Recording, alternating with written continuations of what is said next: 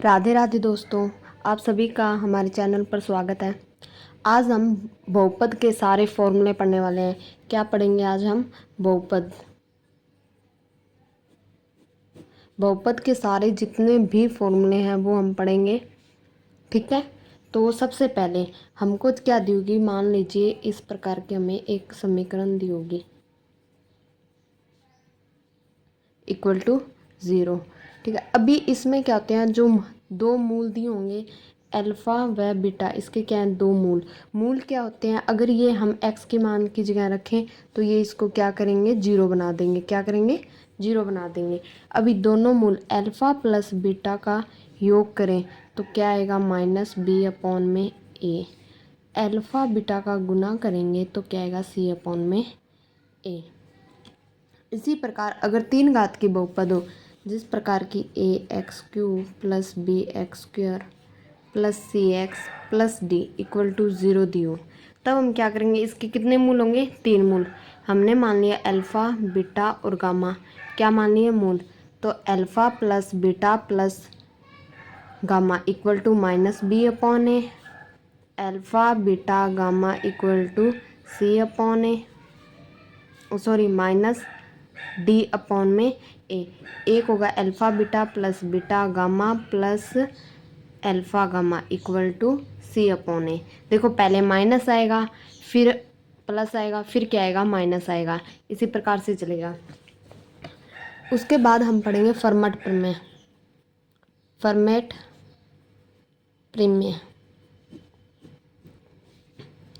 ये क्या होती है, a⁻p−1 का अगर हम p से भाग दें तो क्या आएगा, 1।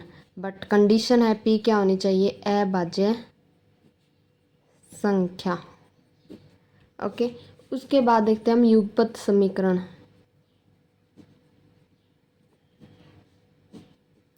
युगपत समीकरण ax1 + by1 + c1 = 0, ax2 + by2 + c2 = 0। अब देखिए, हमें यहाँ पर हम एक ट्रिक से याद करेंगे। देखो, अद्वितीय होता है जो अकेला होता है, जिसका कोई ना हो, यानी कि जिसका कुछ भी ना हो। मान लीजिए हम अद्वितीय कहते हैं जो अकेला होता है, अकेला जिसका कोई भी ना हो, यानी a1/a2 लेंगे तो जिसका कोई भी नहीं होगा, b1/b2। ठीक है, फिर आएंगे असंगत हल। असंगत में क्या होगा, देखो a1/a2 है वो इक्वल होगा b1/b2। असंगत होता है जो मतलब कि अच्छे से बैलेंस ना कर पाए, यानी कि इसने इसके साथ तो इक्वल में बना लिया पर नॉट इक्वल टू c1/c2। आगे हम देखते हैं, अद्वितीय आ गया, असंगत। अगर हमें दिए हो अनंत हल, अनंत हल कब हो सकते हैं, आप सोचो। देखो, नाम से ही पता चल रहा है अनंत। अनंत का मतलब हुआ a1/a2 इक्वल होगा b1/b2 इक्वल होगा c1/c2। ठीक है, अभी इसी प्रकार से है अद्वितीय यानी जिसका कोई ना हो, नॉट इक्वल। असंगत यानी कि ये दोनों बराबर हो रहे हैं, ठीक है, पर ये इसके बराबर नहीं है, तो क्या हुआ, असंगत। अनंत हल क्या होगा, ये दोनों बराबर हैं, ये इसके भी बराबर है, ये इसके भी बराबर है, यानी कि बहुत सारे हल हमें वास्तव में मिल जाए। फिर हम देखते हैं मूलों की प्रकृति। क्या देखेंगे, मूलों की प्रकृति। मूल क्या होते हैं, देखो ये जो समीकरण है ax² + bx + c = 0, इसके हमने मूल निकाले थे, जैसे कि अल्फ़ा बीटा, ये इस प्रकार से हमने मूल निकाले हैं। अभी क्या होता है, मूलों में एक कंडीशन होती है, अगर हम b² - 4ac निकालें, क्या निकालेंगे, b² - 4ac। अगर ये क्या दे रहा है हमें, >0 आ रहा है, तो इसका मतलब क्या होंगे, इसके जो मूल होंगे क्या, अल्फ़ा और बीटा वो क्या होंगे, मूल वास्तविक होंगे। कैसे होंगे, वास्तविक, बट क्या होंगे, असमान। क्या होंगे, असमान। इसमें भी दो कंडीशन है, क्या क्या, अगर ये b² - 4ac क्या आ जाए, पूर्ण वर्ग आ जाए, तो मूल क्या होंगे, वास्तविक तो होंगे पर क्या होंगे, परिमेय। और अगर ये पूर्ण वर्ग ना आए तो क्या होंगे, अप्रिमेय। क्या होंगे, अप्रिमेय। अगर ऐसे ही अगर B square minus 4ac equal to 0 दे दी तो हमें मूल क्या मिलेंगे, वास्तविक और क्या मिल जाएंगे, समान मिल जाएंगे। अगर B square minus 4ac less than दिए हों तो क्या होंगे, काल्पनिक। देखो जो नेगेटिव आ रहा है यानी कि काल्पनिक हो जाएगा, क्योंकि जिस प्रकार हमें पता है श्रीधराचार्य सूत्र होता है वो क्या होता है, minus B plus minus under root B square minus 4ac upon में 2a। ये होता है क्या, श्रीधराचार्य सूत्र। अभी अगर इसके अंदर नेगेटिव वैल्यू आएगी तो ये क्या बना ले, आइटा, और आइटा क्या है, एक काल्पनिक संख्या। और इसके अंदर भी एक कंडीशन है, देखो अगर ये पूर्ण वर्ग है पर अगर यहाँ पर क्या आ जाए, कोई भी अंडरूट की संख्या आ जाए, जिस प्रकार की कोई भी समीकरण आ जाए, मान लो under root 3x² plus 2x plus तो इसमें अंडरूट आ रहा है तो अंडरूट में ये नियम लागू नहीं होगा। तो हमें क्या करने पड़ेंगे, मूल निकालने पड़ेंगे और देखने पड़ेंगे कि इसके मूल कैसे आ रहे हैं, किस सूत्र से, इस फॉर्मूले से। उसके बाद देखते हैं, अगर हमें एक कंडीशन है, अगर हमें मूलों का अंतर निकालना है, दो मूल दिए हुए हैं और उनका क्या निकालना है, अंतर निकालना है, तो हम कैसे निकालेंगे। मूलों का अंतर क्या होगा, under root B square minus 4ac upon में, देखो फॉर्मूले याद करने होते हैं, हमें हर एक चीज़ को जॉइंट करना पड़ता है, हर एक चीज़ को क्या पूछ रहा है, क्या लिखा हुआ है, क्या कुछ, सभी को हमें एक दूसरे से जॉइंट करेंगे तो हमें सारे फॉर्मूले अच्छे से याद हो जाएंगे। अल्फ़ा माइनस बीटा इक्वल क्या होगा, under root B square minus 4ac upon में a। अब देखो हमें क्या दिए हुए हैं, मूल दिए हुए हैं, जिस प्रकार a x1 plus b y1 plus c, ये हमने युगपत समीकरण में पढ़ चुके हैं।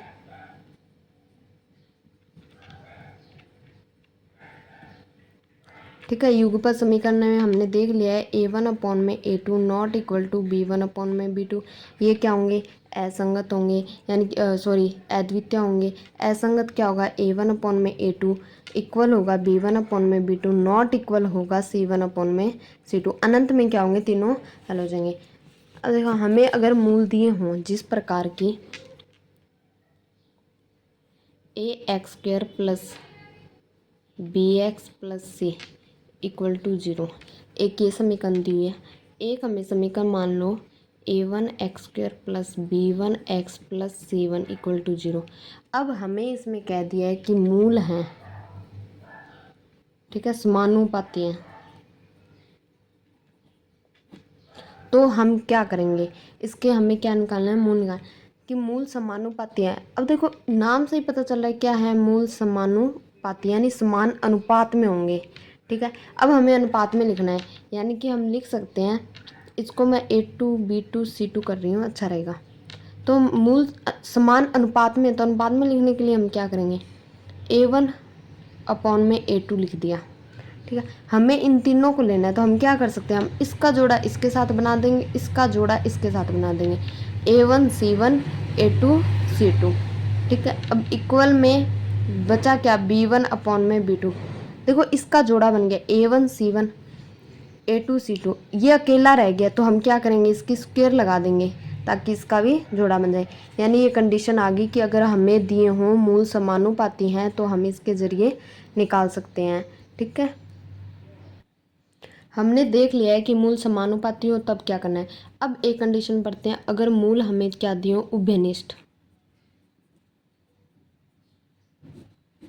क्या दिए हो, उभयनिष्ठ। जब हमको क्या दिया है, यानी कि उनमें से एक मूल समान हो, एक मूल उभयनिष्ठ हो या दो मूल, इसकी दो कंडीशन होगी, या तो क्या है, एक मूल समान, एक मूल उभयनिष्ठ है, या दोनों मूल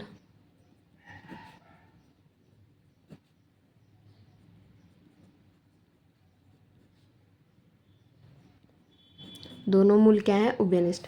अब देखो हमें समीकरण पता है a1x² plus b1x plus c1 equal to 0, a2x² plus b2x plus C2 equal to 0।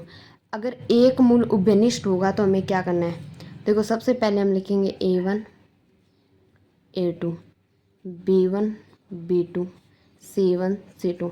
हमें फॉर्मूले याद हो जाते हैं बट हम कंफ्यूज होते हैं कि कौन सा किस में अप्लाई करना है, बहुत बार ऐसा होता है। पर हमें क्या याद रखना है, ये नाम उभयनिष्ठ है, अनुपात में तो अनुपात में लिख रहे हैं, ठीक है।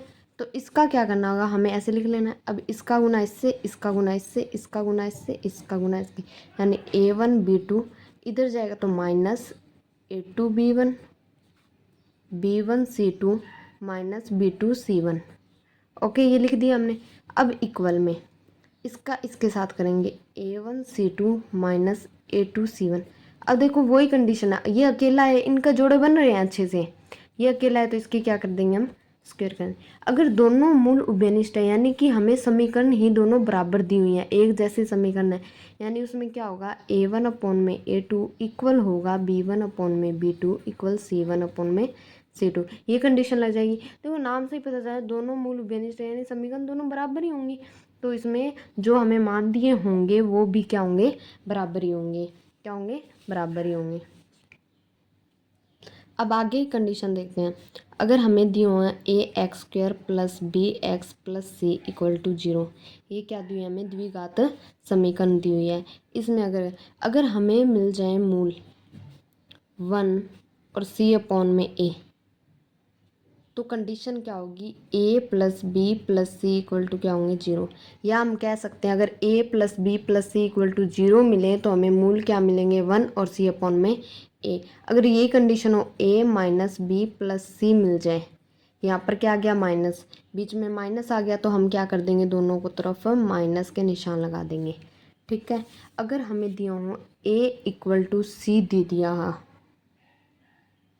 तब मूल क्या होंगे, एक दूसरे के व्युत्क्रमानुपाती, क्या होंगे, व्युत्क्रम होंगे मूल, ठीक है।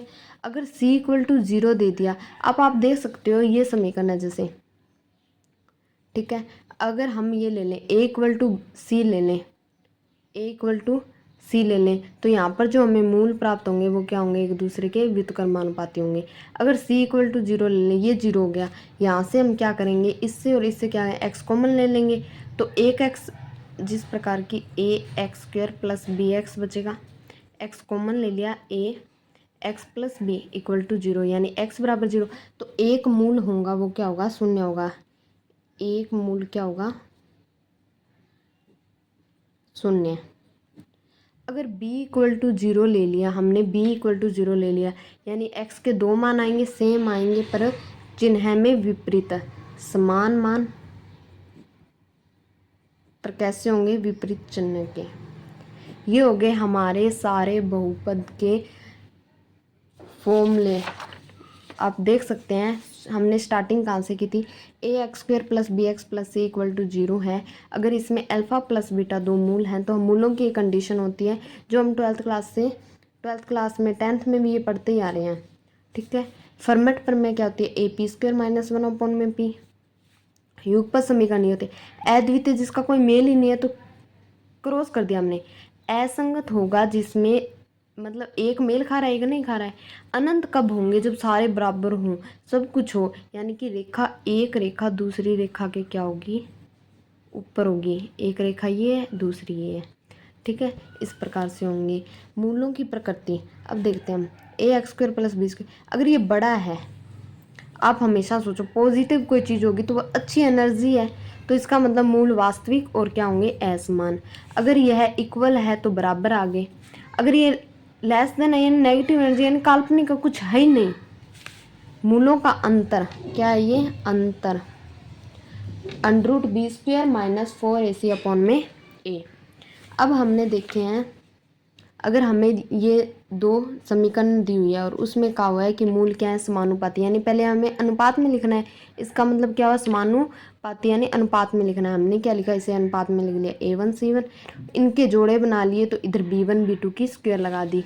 इस प्रकार से हमने क्या लिख लिया, ये अनुपात में लिख लिया है। फिर उसके बाद में हमने पढ़ा मूल उभयनिष्ठ। अगर एक मूल उभयनिष्ठ है तो हम क्या करेंगे, A1 A2 B1 B2 C1 C2 को ऐसे लिखा और हमने ये निकाल लिया। ऐसे अगर दोनों मूल भिन्न यानी कि दोनों समीकरण ही समान है तो हम क्या करेंगे, इक्वल कर देंगे।